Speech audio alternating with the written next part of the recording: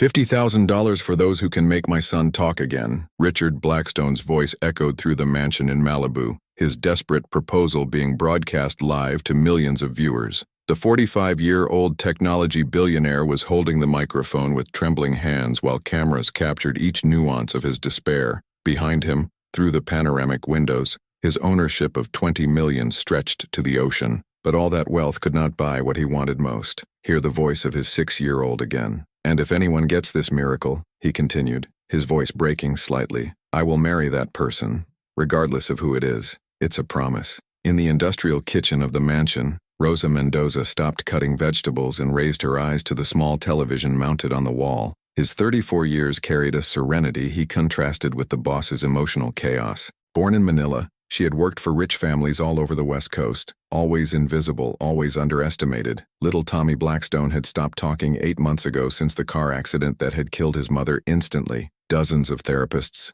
children's psychologists, and trauma specialists had failed. The boy simply refused to pronounce a single word. Rosa dried her hands on her apron and walked silently to the living room, where Richard ended her live broadcast. Her movement was so discreet that no one noticed her presence until she positions herself directly in front of the cameras. Mr. Blackstone, she said, her calm voice cutting through the tense silence. Can I try? The billionaire turned, surprised. She had known Rosa for 3 years since she had hired her through a premium agency. She was efficient, discreet, and prepared the best Philippine meals she had ever experienced. But he had never considered that a simple cook could have some solution to his son's trauma. Rosa, well, Richard stamped, aware that millions still watched. Of course you can try, but the best experts in the country already. Where is Tommy now? She interrupted gently. In his room, as always. The bitterness in Richard's voice was palpable. He just goes out to eat and use the bathroom. He doesn't even look at me anymore. Rosa nodded and headed for the stairs,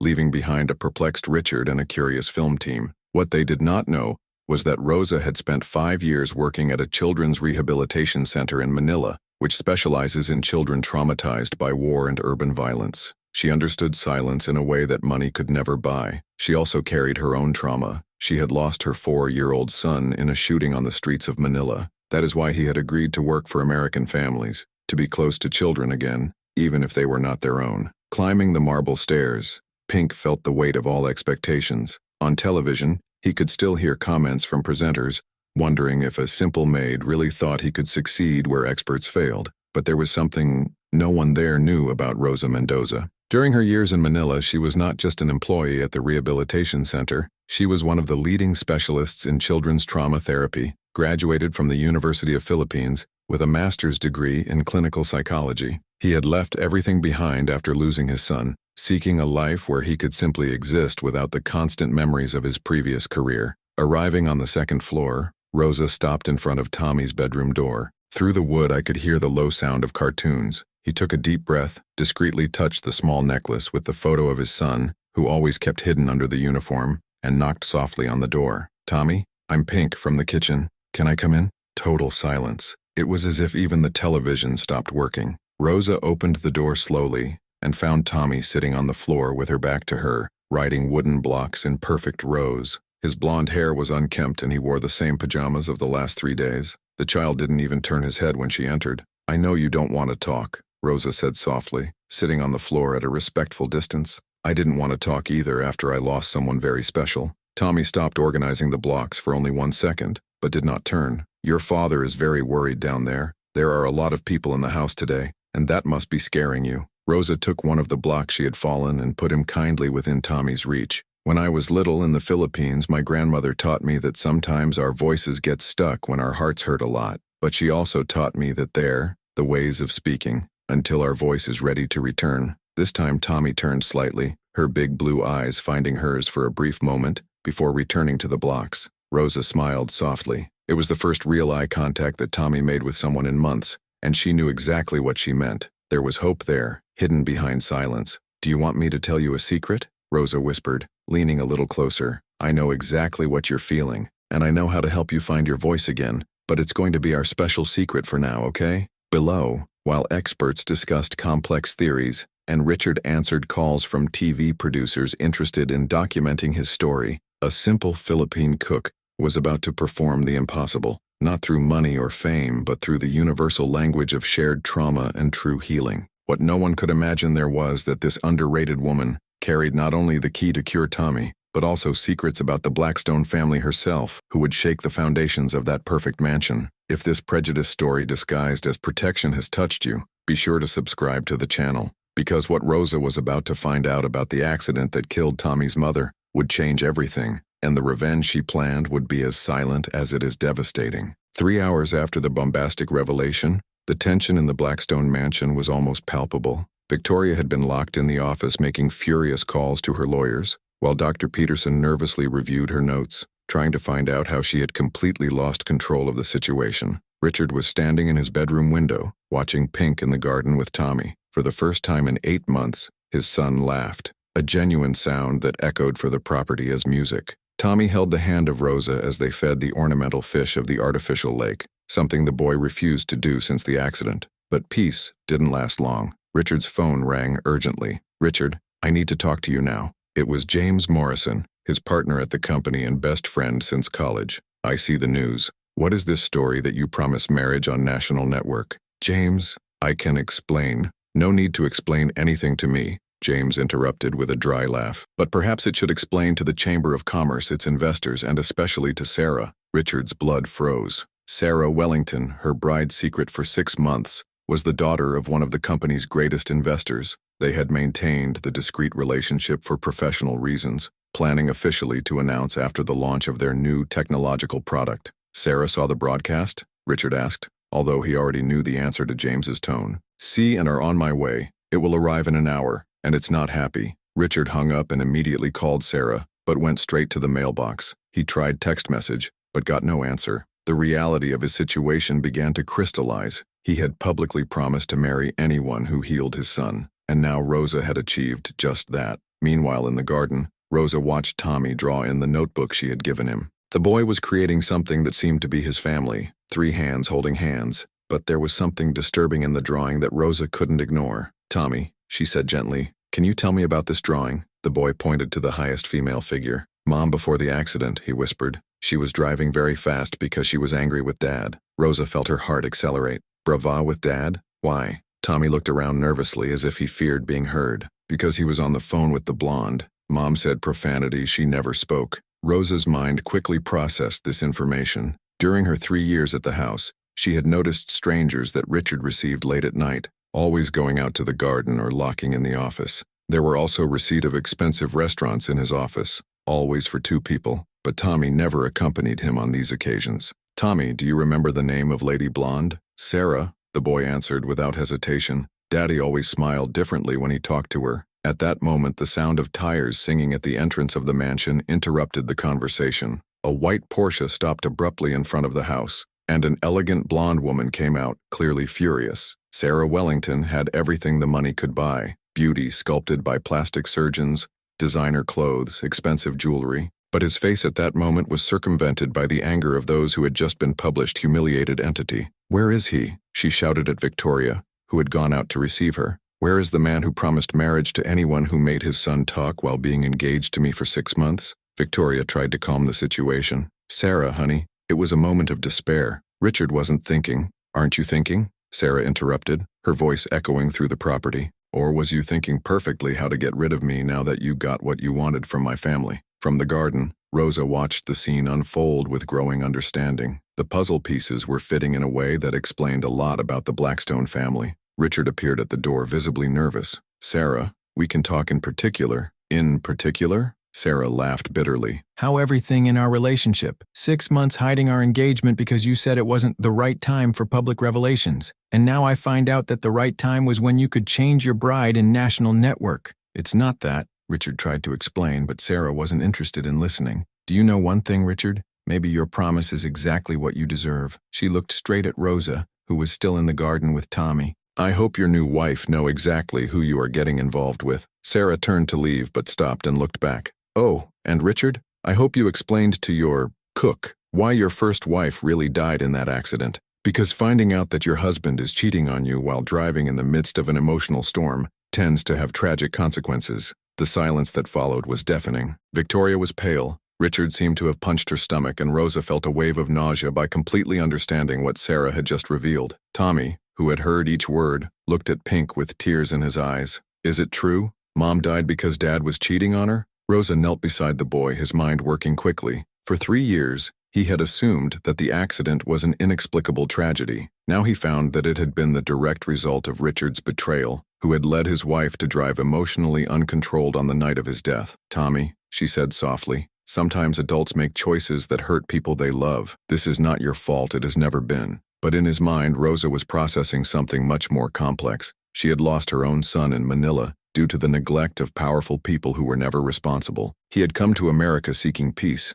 but had found another child traumatized by the irresponsibility of someone with power and privilege. The difference was that this time she was in a position to do something about it. While Richard tried to explain herself to Victoria and process Sarah's explosion, Rosa made a decision that would change everything. I had not come to the time seeking revenge, but now that the truth was clear, it could not simply ignore injustice. Richard Blackstone had destroyed his own family with his betrayal, he had traumatized his son with his lies, and now trying to use a desperate public promise to clean his conscience. But he had severely underestimated the woman who had spent 3 years observing her secrets silently. Rosa knew exactly how to heal Tommy, but now she also knew how to make Richard pay for everything she had caused. And the most ironic thing was that he himself had given him the tools for this with his public promise. What the billionaire arrogant could not imagine was that the simple Philippine cook he had ignored for 3 years was about to become the biggest nightmare of his life, not through violence or scandal, but through the most powerful weapon that existed, the truth exposed at the right time, to the right people.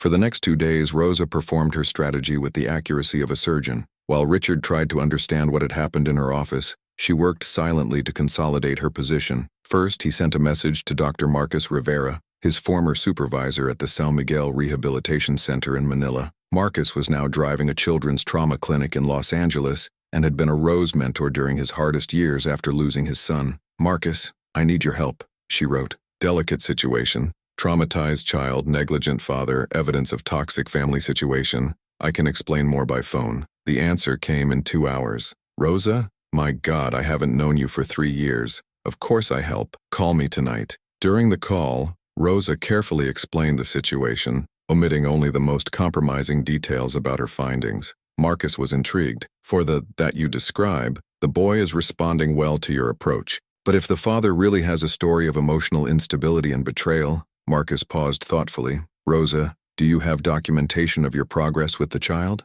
I'm recording sessions with tacit permission. Tommy is talking more every day. Great. If things complicate, you need professional backup. Send me weekly reports. If necessary, I can witness about your qualifications and methods. It was exactly the ally that Rosa needed. Meanwhile, she intensified her work with Tommy. The boy was not only talking more, he was revealing details that confirmed all the suspicions of Rosa about that fateful night. Rosa, Tommy said one afternoon while playing in the garden, can I tell you a secret I never told anyone? Of course, dear. That night before the accident, I heard Dad on the phone with someone. He said Mom was getting suspicious and needed to be more careful. Tommy looked around nervously, and he said if Mom discovered everything, she could destroy our family. Rosa felt a shiver. Do you remember anything else? Mom came into the office just as he said that. She was very angry and shouted that he was a liar. Tommy played distracted with a cart. Then she went to the room to cry and Dad stayed on the phone late. Each revelation was like a piece of a dark puzzle. Richard had not only betrayed Elizabeth, he had tried to keep her in the dark as he continued his relationship with Sarah.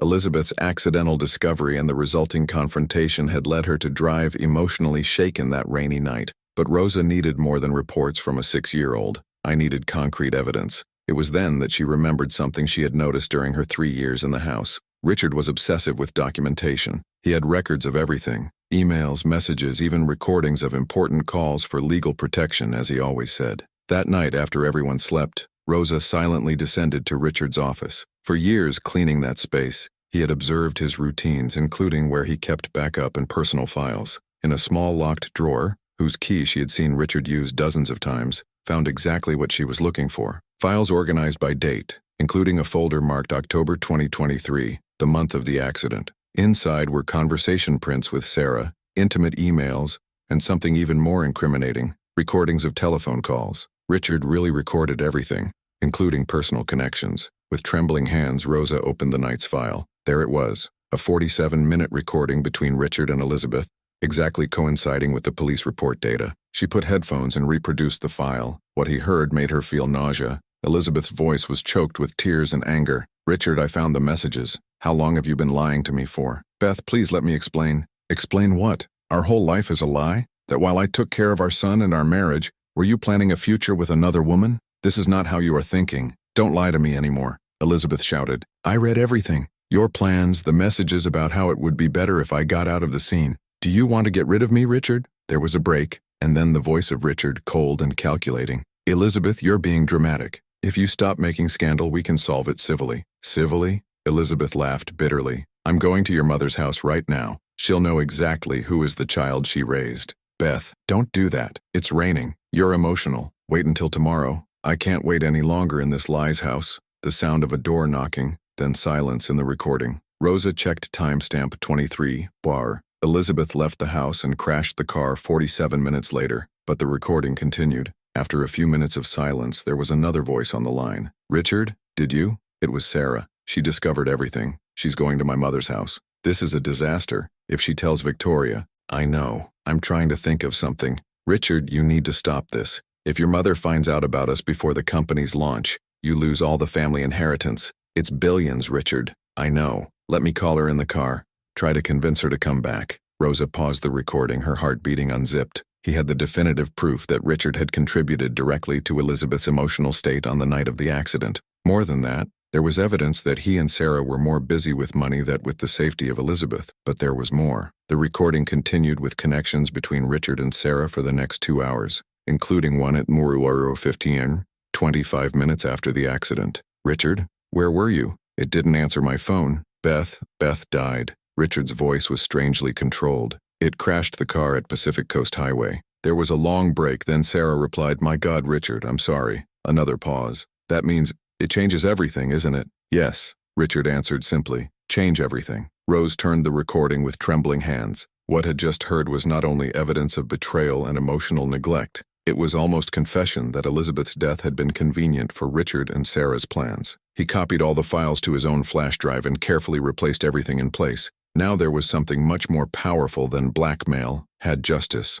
The next day, Richard tried a new approach with Rosa. I thought about our conversation, he said, finding her in the kitchen. Maybe we can find a middle ground. You keep taking care of Tommy. I drastically increase your salary and, well, we can forget about this whole issue of marriage. Rosa smiled serenely. Senator Blackstone, your word on national television has no cool validity. Rosa, be reasonable. You know it was a promise made in despair. How do you make Elizabeth promises on wedding day? Rosa asked calmly. Richard pale. What do you mean by that? I want to say that promises mean something, Senor Blackstone, and that a man of truth honors his word, even when it is not convenient. At that moment, Tommy entered the kitchen running. Pink, can I show you my new drawing? It was a portrait of the family he wanted. He, Rosa, and Richard all smiling. It was the first time in months that had drawn the father without expressing anger or sadness. We want you to stay forever, Tommy said innocently. Dad said you'll be my new mom. Richard was deadly. Tommy,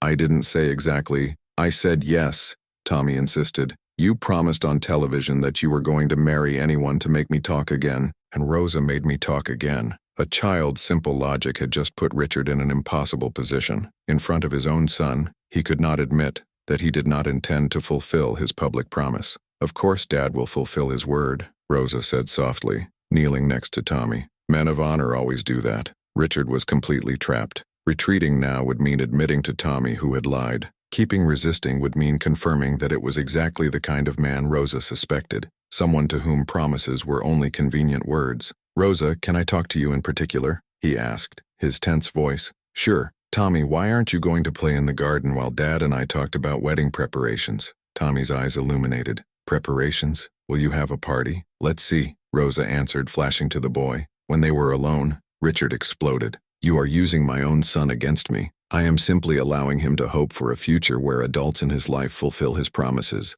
Rosa replied calmly. Something new to him, I imagine. Rose, for the sake of God, Senator Blackstone, she interrupted. You publicly promised to marry me if I made Tommy talk again. I did just that. Now let's set the date, or do you prefer to explain to your child why his father's word is worth nothing? Richard realized that he had been completely overcome by a woman he had underestimated for 3 years. Each movement of her had been calculated. each word strategically chosen. She was not just collecting evidence, she was building a prison of responsibility that he could not escape without completely destroying his relationship with Tommy. The frightening thing was that Rosa was doing it all with a serene smile, as if it were the most natural thing in the world. She had turned her own vulnerable position in the house into a devastating advantage, using his own arrogance and negligence against him. Worst of all, deep down, Richard was beginning to suspect that perhaps Rosa was exactly what his destroyed family needed, even if it meant that he would have to face the consequences of all his past mistakes. The woman he had ignored in the kitchen for 3 years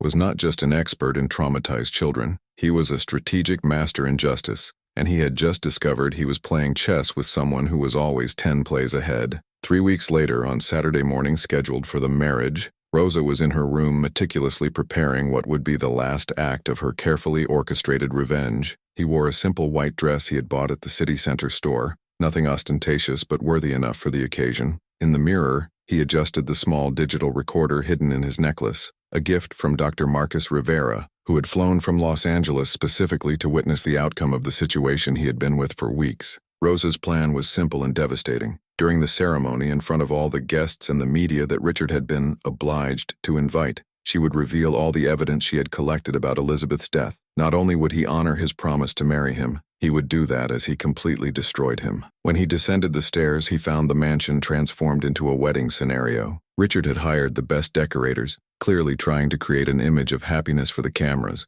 but his face was pale and his hands treated visibly when he saw her. "Rosa," he whispered, approaching nervously, "we can still reconcile all this. I can transfer a significant amount to your account today and Senator Blackstone," she interrupted calmly, "publicly promised to marry me. Isn't that what he did?" "Yes, but so let's get married," she said simply, passing him toward the garden where the ceremony would happen. The guests started to arrive. Victoria, who had reconciled with Rosa after discovering the truth, arrived accompanied by Tommy, who used a small tuxedo and smiled radiant. Dr. Marcus Rivera came as a special guest of Rosa, representing his Filipina family. But the real shock came when 2 police cars parked at the entrance of the mansion. From them came the Detective Johnson, a retired investigator who had worked in the case of the Elizabeth accident, and prosecutor Sarah Chen, known for reopening archived cases when new evidence arose. Richard pale. "Rosa, what are they doing here?" "They are my guests," she answered serenely. After all, every family deserves to be present at important times.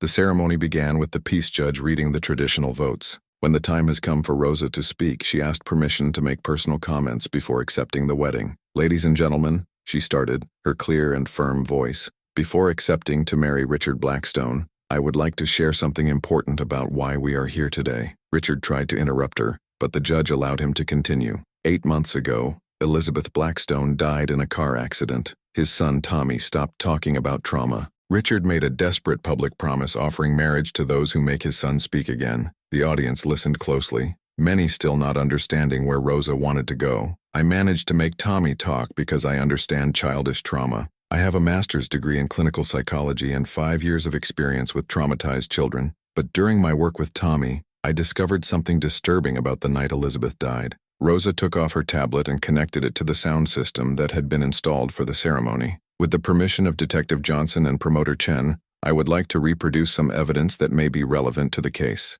The first recording it played was the conversation between Richard and Elizabeth on the night of the accident. The silence in the garden was total, while Elizabeth's distressed voice echoed through the speakers. "Richard, I found the messages. How long have you been lying to me?" Victoria began to cry quietly. Tommy, not fully understanding but recognizing his mother's voice, held Rosa's hand tightly. When the recording arrived in the part where Sarah wondered if Richard had achieved from Elizabeth and then talked about money and inheritance, a shock murmuring traveled the guests. Richard was paralyzed, realizing that he had been completely overcome, but Rosa was not over. The next evidence was the messages between Richard and Sarah, where they discussed what it would be better for everyone if Elizabeth came out of the scene. "Promoter Chen," Rosa said calmly, "I believe this evidence suggests that Richard Blackstone and Sarah Wellington may have contributed to the emotional state that led Elizabeth to drive under extreme emotional stress on the night of her death." Prosecutor Chen got up. "Senor Blackstone, I would like to ask some questions about these recordings."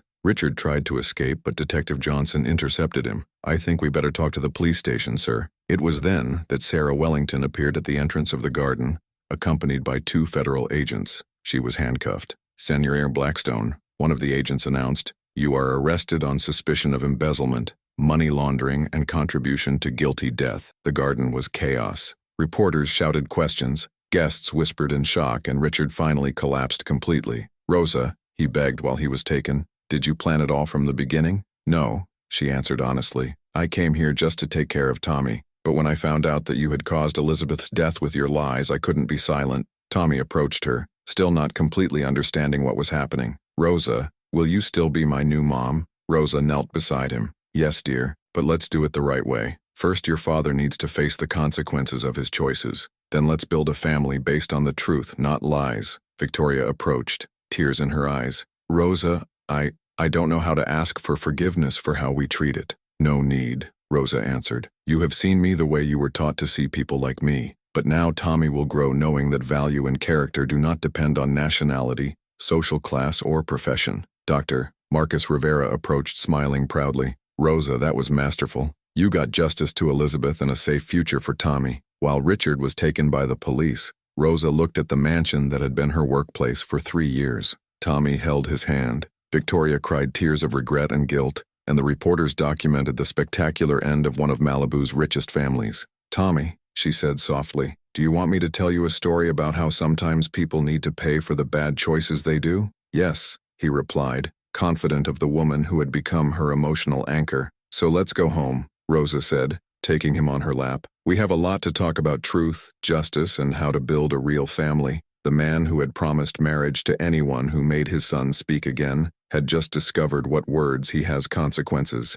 Rosa had accepted her proposal, but in her own terms, turning a desperate promise into a devastating lesson on responsibility and justice. The Philippine cook that they had ignored for 3 years had not only achieved justice to Elizabeth, had guaranteed that Tommy would grow in an environment where truth and dignity were fundamental values, not optional luxuries based on privilege and power. And as Richard was taken away, finally paying for the lies who had killed his wife and traumatized his son, Rosa realized that sometimes the most powerful justice comes from simply allowing the truth to be heard by the right people at the right time. The most satisfactory revenge had been no revenge. It had simply been to voice Elizabeth Blackstone, 8 months after her death, allowing her to finally tell her story and obtain the justice she deserved. A year after the marriage that became a national scandal, Rosa was in the mansion garden, now legally yours, watching Tommy play with other children in the neighborhood. The property had been transformed. Where the oppressive silence of guilt reigned before, genuine laughs and lively conversations were now echoed.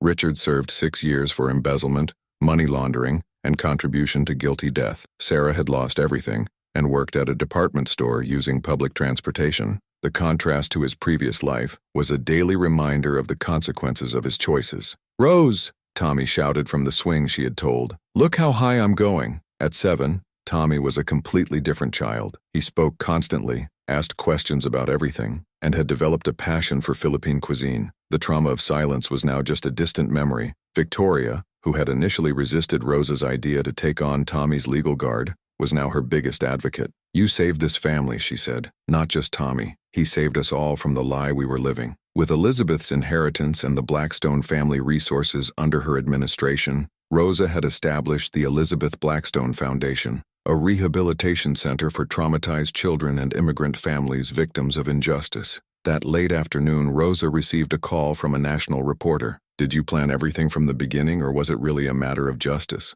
"I came to this house just to work," Rosa replied, "but when I found that Tommy was suffering from the same types of lies that destroy families, I couldn't be silent." "What about revenge? Many say that you deliberately destroyed Richard's life." "I didn't destroy his life," Rose corrected calmly. "Just expose the choices that he did himself. I simply guarantee that he faced the consequences." Tommy ran to her with a new design. "Rose, look, I drew our family." It was an image of 3 smiling people, with 2 angelic figures watching from the sky, Elizabeth and the son of Rosa. That night, while putting Tommy in bed, he asked, "Rose, do you think Dad will get better when you get out of prison?" "Sometimes, Tommy, people need to face the consequences of their choices to understand how much others hurt," Rosa responded carefully. Later, Rosa opened her laptop and began writing her memories. On the first page, he wrote, "This is not a story about revenge. It's a story about how the truth can cure wounds that seemed impossible to heal." Last year, Rosa had received hundreds of immigrant letters and maids.